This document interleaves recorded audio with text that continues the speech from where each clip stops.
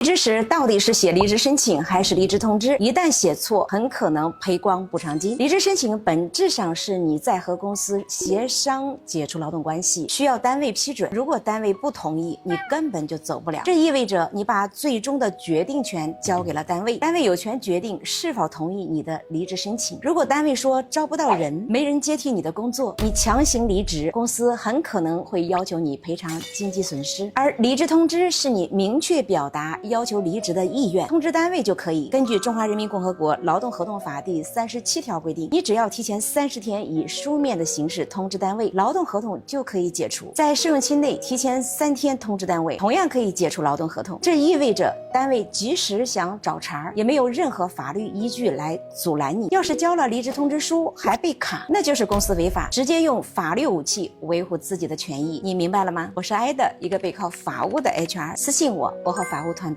一起来帮你。